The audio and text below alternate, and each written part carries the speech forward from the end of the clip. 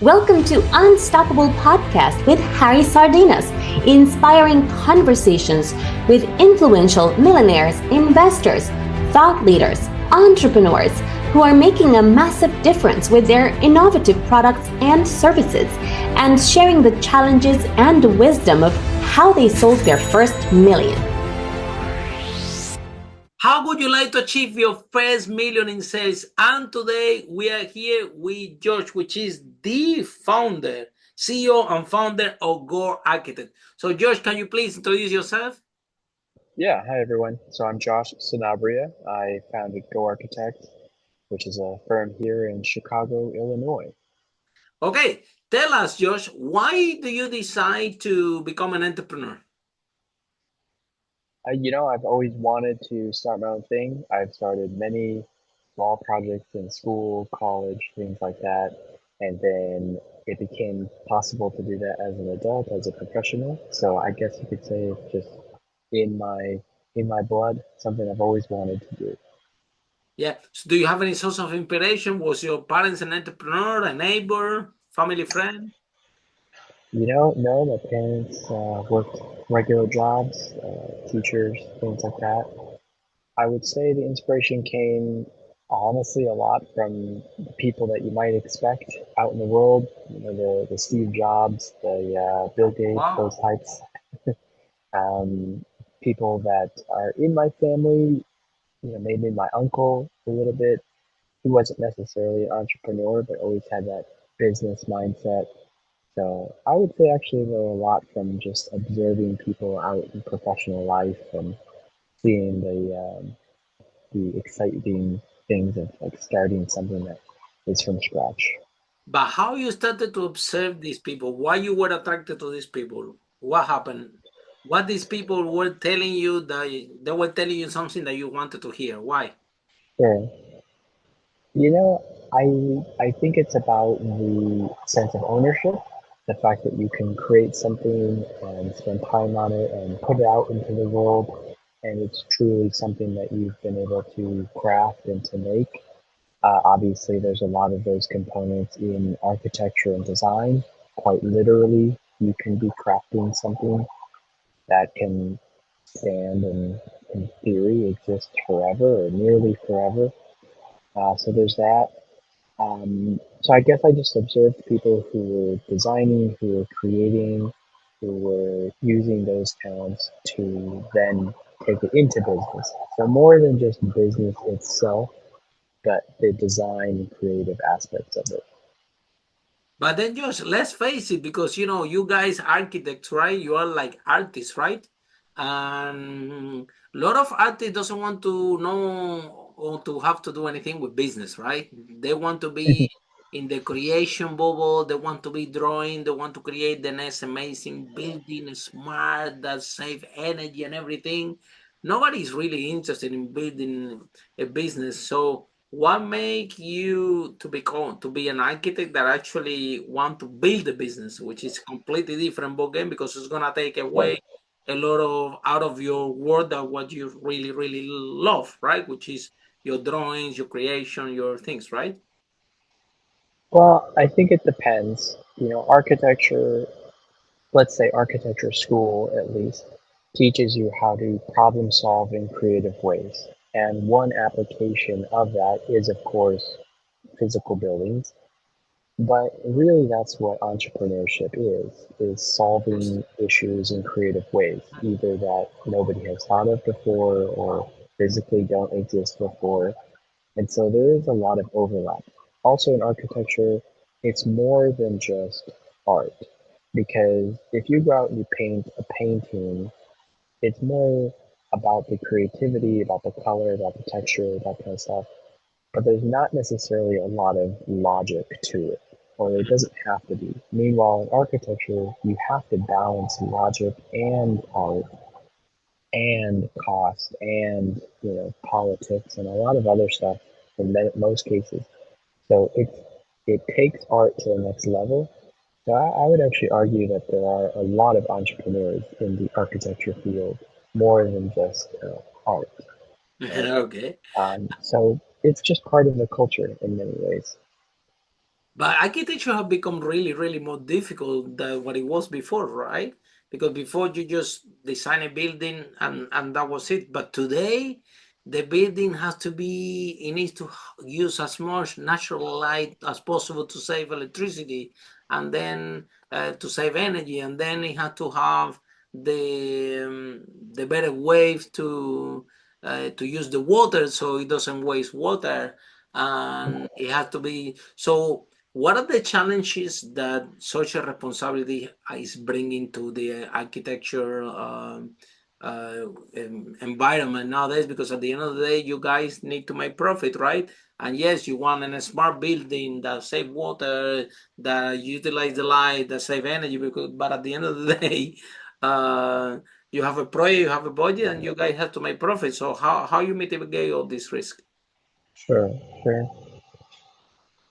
Obviously that's a challenge for a lot of different firms, but in our specific case, we've chosen to really become specialists in one area. So we work a lot with school districts who are doing what are called facility master plans.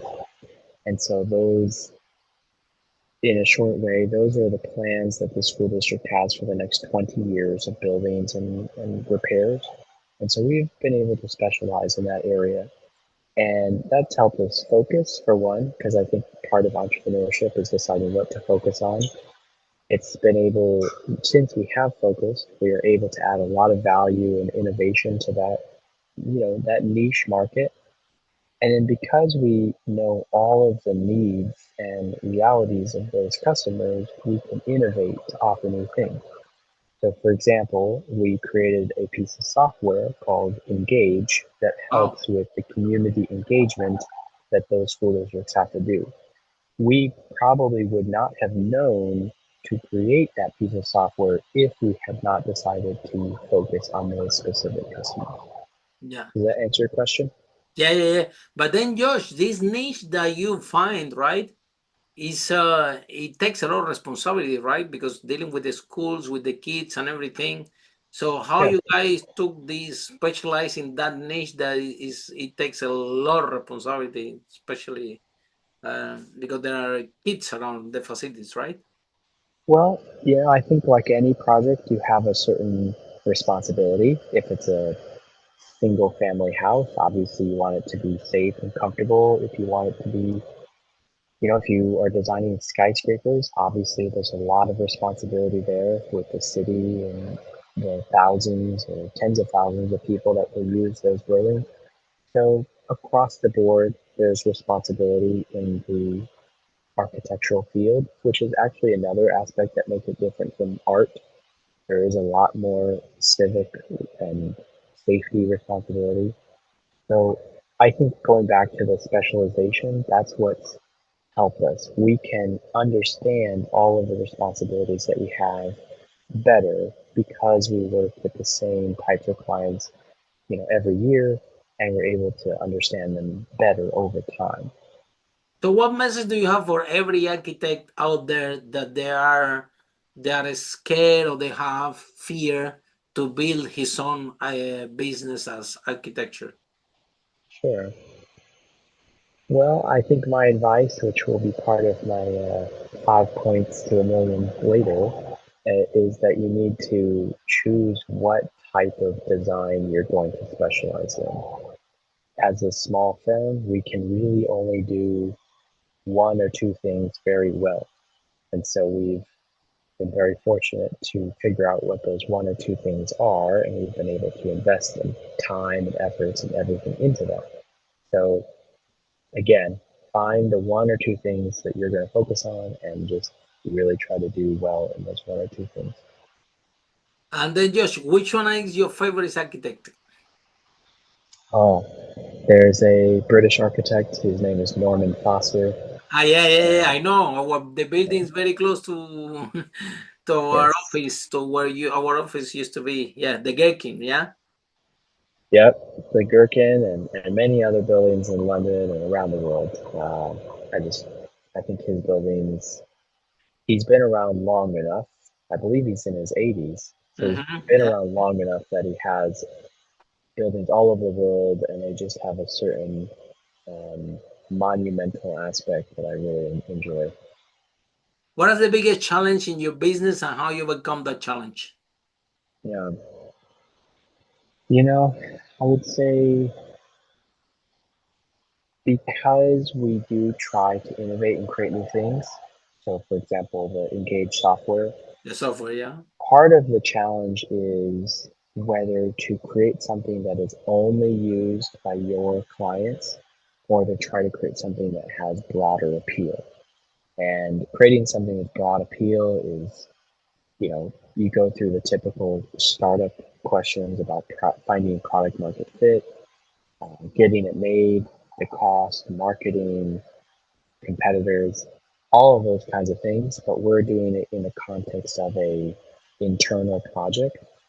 So I would say the challenges are deciding how to go about those things, investing in those things, and really taking the risk. I think a lot of people don't necessarily take the risk, even though they see the need for something, they don't take the risk and try to fix it. But we are. And so I think that's a it's a challenging and sometimes expensive venture, Embracing the but challenge, yeah. doing our best. But then, Josh, at the beginning, tell us a little bit at the beginning, because at the beginning, you guys, you are alone there, or maybe you have a couple of people working with you. So Yeah. how difficult was to find this first client and to find these people, the first client that actually give you uh, like a lifeline that you say, okay, you know what, Sure. we have something and people are paying us for our service, so let's do more of Yeah. this. So how you find the first client? Because at the beginning, nobody, you are really small, nobody really knows you. Right. With no credibility, it's difficult to find this first client. So how you did that? Yeah. So in our case, I had worked for some other architecture firms, much larger corporate architecture firms, and I had worked on these similar types of projects, but as an employee. So you did And have so, experience, right? You knew right. what you So were I doing. did have experience, and I would say that's going to be required in any industry that's specialized like architecture. So it could be marketing or anything like that. But I had that experience with a larger firm. I had those experience with the clients in the projects, also experience with other project managers. And so basically, when I decided to try and start my own thing, I was able to retain those connections and use that experience to then get our first client. So it was not a starting from scratch type of thing. I was able to just move it over. And honestly, that was really helpful because without that, I don't see how it would be. I don't see Credibility how is it very would be important. very Yes, smooth. exactly. You would be very stressed to find your first client. Without credibility, yeah. So then, Josh, tell us what are the 5 steps to make the first million. Well, I would say the first is to take the leap to starting your own thing. A lot of times you can think about it for years and years, but it never really comes and you're always waiting for the right time. For the right time, I would say that you need some type of investor. And that doesn't necessarily mean a venture capitalist or somebody like that. It can be a spouse who is willing to, work while you start your own thing. It could be a family member or parents even. It could be an existing client who is willing to take a chance on you and in a way invests in your future. So I would say that's number one is to don't be afraid to take a leap. Number two, find somebody to invest in you. And again, client, spouse, parent, friend, somebody like that. Um, three, I would say you need to find good partners. So even if you're creating a piece of software, you're going to need partners for marketing or engineering or any of the things that you need to get done. If you're in the professional services business like architecture, you need partners who do other aspects of the project that you're not very good at. Um, four, I would say once you have those partners and you start doing work, you need to pay attention to the opportunities. So just like you've chosen your kind of niche of what you're going to focus on, pay attention to all of the things that happen in that niche, because there's a lot of things that other people skip over. And those are where you can create a successful business. Um, it doesn't even matter necessarily how big the your niche is. If you can control many parts of it, you can control a lot of it, right? So I'd say that's four. And then number five is to don't be afraid to charge enough.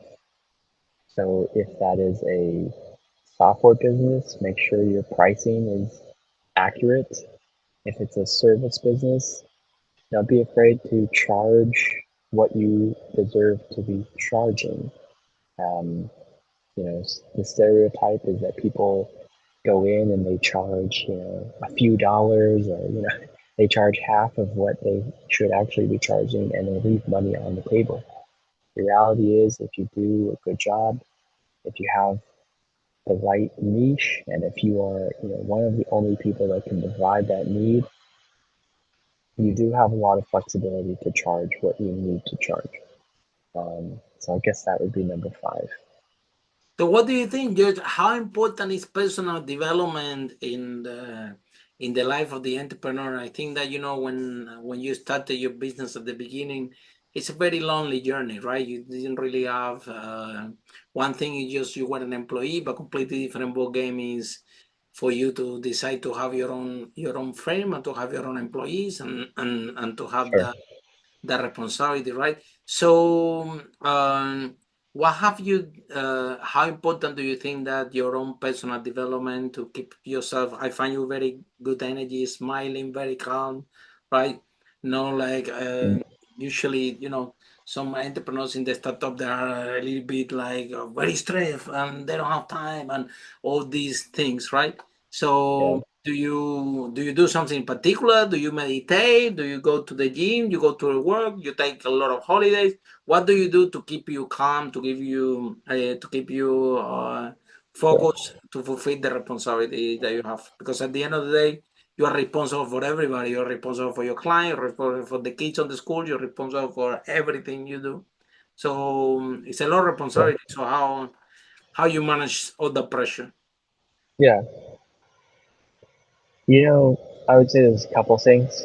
Um, I'm fortunate to live in a place that I really enjoy. I live in Chicago, and I really do like living here. There's I bet the architecture is amazing of you where you live. Yeah. Yeah, yeah, the architecture is really nice. There are many things to do outside, exercise, sports, shows, that kind of thing.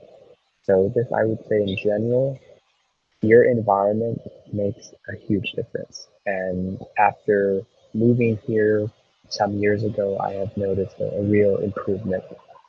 I So I agree think that's 100%. one. I would say two is you need to find a community within your environment. So, for example, Chicago has a large architecture community. There's events every month. Uh, there's things that happen, like you can join a pickup soccer game or football game. Um, I'm part of a faith community, that I go to on Saturdays. So being part of that faith community is very important. People that I exercise with. So I think your environment and your community can solve a lot, because you're never going to find, like, no one thing is going to fix everything. It's unfair to put that much pressure on the one thing. So, if you're married, putting all your pressure on your spouse is unfair. If you're single, putting all your pressure on just your friends is unfair. You have to find ways to have your needs, your different types of needs, be solved by the actual groups or people that can solve those individual needs. So I would say spreading out and kind of having different things for different purposes has been really helpful. And having all of that be within the right environment is really helpful. Okay, Joe. So is somebody from our audience from Chicago, from US out there listening the podcast and they think that they need some help, they need some tips, some advice from you, how they can find your company, how can you help them, how the process work? Yeah. Well, they can go to engagebygo.com. So that is the tool that we are working on, the community engagement tool that we've been pouring a lot of our energies into. They can check it out. We're on Instagram, all that kind of stuff, but definitely check out the engagebygo.com. That'll be my number one suggestion. Okay, thank you so much, Josh. And then what is the last message that you have for all the architectures in general that they are dead, that they think that because that the creativity has been stopped because sometimes you have to comply with rules, regulation. Yeah, That building that they have in their mind, or that project that they would love to do. yeah, They actually cannot do it in reality because of regulation, because, like I said, they have to work, and you have compliance, and you have this, and you have that, and some of them they feel frustrated. What advice do you have for them? yeah. You know, I would say that I've been there and I do feel the frustration, for one. I would say, second, is that your career is quite long. I'm in my 30s and I could easily have a career for 30 more years. Mhm. And that career or that length of time is long enough where I can reinvent our company or myself many, many times. Exactly. And And you so I can would have your say, moment, right? yeah, be willing to learn new things, be willing to take chances. Like maybe you do night classes and get some sort of certificate, or you take a job for a year that's in a different field and you learn something new, or you volunteer with something that's new. For example, right now I'm studying to get a licensure in urban planning. That's not something that I planned to do 5 years ago. So, you know, that's something new that I'm learning and studying for. So I think a lot of people get scared to go back to college or to learn something new. They think that their job should provide all of their needs or their career should provide all the needs.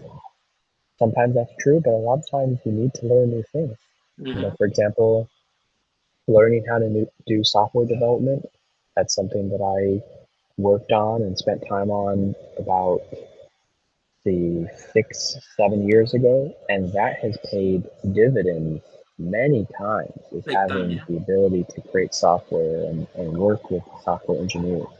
Even though I don't necessarily write code anymore, just having the ability to communicate properly with a To software understand, engineer. So I would say always be willing to add to your set of tools and to reinvent yourself or parts of yourself over and over and over again. So if you're frustrated about a project not ending up the way that you wanted to, could you become a developer and develop your own houses or your own apartment buildings? Or maybe you can switch jobs a little bit and work for a developer where you can control a little bit. Or, is it something where maybe you'll find more satisfaction in a different type of design where you can have a little bit more freedom? So I think there's a lot of options, and don't be afraid to move or learn new things. but also just about to be flexible, right? What we find out about a successful entrepreneur, that they are flexible, right? That you don't Sure. have this, oh, I want this, and you see, we look for opportunities, we look for marketplace, we look for, you see, if you have the background in software developer at the beginning because you like it, and now in your business you're doing this niche, this thing with the schools, and now you Yeah. develop a software, and the software, the tech company and the software company, they're very, very profitable, right? And now Yeah. even you can mix both of your passion. And again, sometimes we're on a book publishing company. And a lot of people just come and say, "Oh, I would like to write this book," and we telling them also, "Okay, this is your dream book, Yeah. and you will have plenty time in your life to write that one. But for the Yeah. moment, let's help you out to write that money book that's gonna give you the freedom, so you can write your dream book anytime you want, right? Because Mhm. sometimes your dream uh, it doesn't meet at this particular space on time. The market needs the things, and if you're not flexible, because look, Yeah. because you have been flexible and you took that route of the softwares and that niche that you're doing with the schools now. Look, you're learning a lot of things that you didn't even thought Yeah. that you're gonna learn, but maybe everything that you're learning maybe it's part of the future paradise stuff for you. Like you said, you're very young. You Yeah. have 30 more years of career, so you never know what happened. Yeah. You even don't even know how many different verticals from your company you can open in the future if you want, right? I Yeah. like a lot Yeah. what you share with us about, try to find yourself as an entrepreneur, different communities, right? Faith community, your people you do sport with, the other architects that you go out and whatever. Yeah. So all this pressure that you have, right, and put it in your partner or your friend, you actually distribute it a little bit around the Yeah. communities, and this is a very good way to do things. I do exactly the same, right? I dance salsa. I have a big community of salsa, which is amazing because nobody knows me. Nobody knows that I'm famous. Nobody, I'm same like everybody else there. Nobody will notice me there, so I'm like, it's Yeah. amazing, right? I go there, I talk to everyone, I laugh to everyone. I'm one of them. We just dance. Everybody's Yeah. passionate about dancing, nothing else Sure. about salsa and whatever. So it's amazing. You do a lot of exercise, you blow a lot of steam there. It's very intense. And then, yeah, we Yeah. have business and we get invited to this event and to the other events um, almost every day, right? And then with those events, you talk to people and then you release some tension. And Yeah. yeah, sometimes, for the entrepreneurs, it's good just to don't be lonely, right? To find themselves, yeah, because it's a very lonely journey, and Yeah. it's Definitely us can who be. has to, Yeah. yeah, it's Yeah. us to have to make the difference. So, what made you for you to take this step out of, oh, you know what, I feel lonely. I need to start to find a community to do exercise. Another one with the faith, another this. So, what made you to go out there? Because usually it doesn't work like that. Usually, the more when you start to become an entrepreneur, it's different. You lose all your friends because Mhm. you start to talk about business with your friends. Nobody want to hear about your business because nobody cares. So now you need to find other friends that they are entrepreneurs. Now then, you need to do different type of sport because now you have more pressure every day. So now you cannot do the same gym you do before. Now you need to do different gym. So the Mm. whole thing changed completely when you decide to have your own business. So what made you think to give you that energy to to, okay, I'm gonna find my new groups of, Yeah. yeah, or do you manage to keep Um, some of the old groups? I think in a lot of ways, what changed was moving to Chicago. I used to live in California, Hmm. and so I was just searching for something new. And when I moved here, it was a good fit. You love it Now, there. yeah, I mean, I've always gone to a gym, I've always gone to church, things like that have been consistent. So I wouldn't say anything was new. The only thing that changed was the environment. And so I think maybe sometimes people overestimate the value or underestimate the value of where they live. And they think that, you can just be a traveling, freelancer and live in Costa Rica and whatever. It's fine.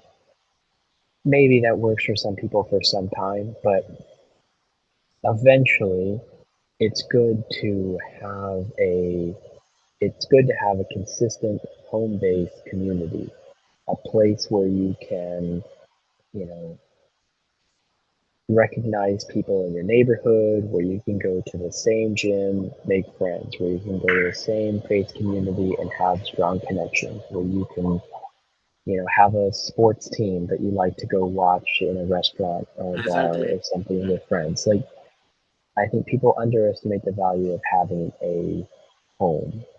And a home can be more than the immediate house or apartment that you live in. It should be your community. Mhm. And that's actually what I do love about architecture, right? Is that at its best, architecture should help everyone feel a sense of community. It should bring people together. It should Agree be beautiful. 100%. It should be uniting. And so that's just in my professional field. I already love that. But even those who are not in that field, I think everyone has the ability to recognize a nice neighborhood. And that can mean something different for everyone. That doesn't have to be a city. It can be a small town. It can be a rural community. It doesn't really matter. The point is that you find somewhere that feels safe and uplifting and supports you. And then once you have that base, you can grow upwards. Thank you so much. Thank you so much, Josh, for your time and for all of you that they are listening to this unstoppable podcast. Remember to sum up like what Josh shared with us, right? Number one, if you're an architect out there, don't be frustrated that maybe it's just your time hasn't come yet and your career can be long. Be flexible. There is the path, like Steve Jobs says, you always can connect the dots backwards, so you don't know what life has in store for you. So be patient, Mhm. right? Try to be flexible, like yours. Try to adapt, and also try to, for all entrepreneurs listening the podcast, what just shared with us, very important, right? Try to find these different communities around you that can dissipate the heat and the tension that running a business is a normal activity. So like this, I'm trying to find your base, your home, your environment that you can dissipate that. So thank you so much, George, for your time, Of and course, thank you. for everyone of you following us in Apple, Spotify, and all our social media. See you in our next episode. How brave entrepreneurs like George break this wall and achieve the first million. Bye for now. Mhm. Follow us for more interviews with world's most influential, audacious entrepreneurs that overcame challenges and adversity, providing you with the blueprint of how they sold their first million so you can grow your business exponentially.